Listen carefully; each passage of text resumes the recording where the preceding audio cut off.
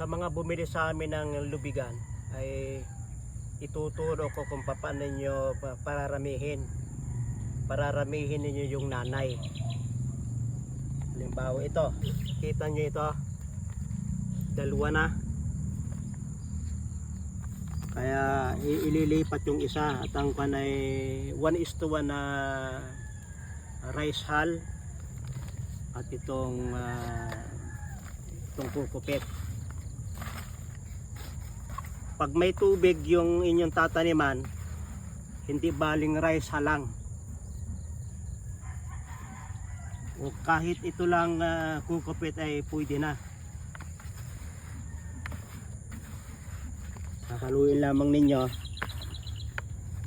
at itong dalawa gagawin ninyong dalawang nanay, dalawa yung nanay na manganganak. Tatanggalin nyo yung isa.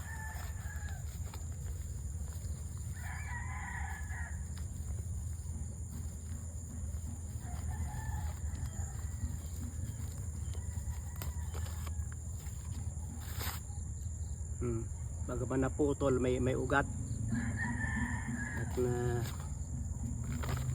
inyong itatanim na.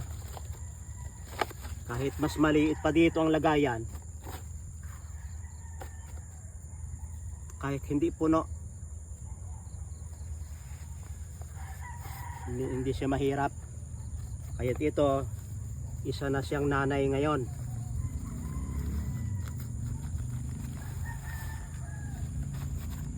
Ang bilis din mo. Yan ay aking itinanim na yung bagang laman na ganyang kahahaba, oh.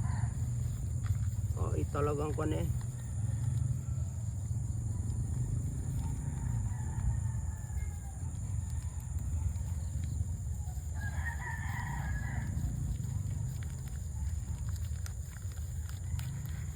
Ang ganda ng pagkakuwang ko, oh.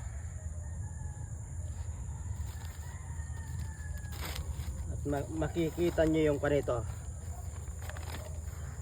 yung napakagandang sistema. Ito, malaki-laki ng lalagyan. Pwedeng para ang mahalaga dito ay kung dumating sa inyo yung lantana, mahalaga ay buhay yung ugat. Mabubuhay yan. At ang aking nililipatan ay ito, wala na lang tubig at hindi ko pa nalagyan. Kita nyo, naglagay ako ng plastic na pwedeng lagyan ng tubig at na kagaya niya na yan, oh. Pwede nyong ilagay ng gayon. Napakabilis mabuhay kapag nakapatong sa tubig. Pag nakapatong sa tubig, talagang tuwan-tuwa siya.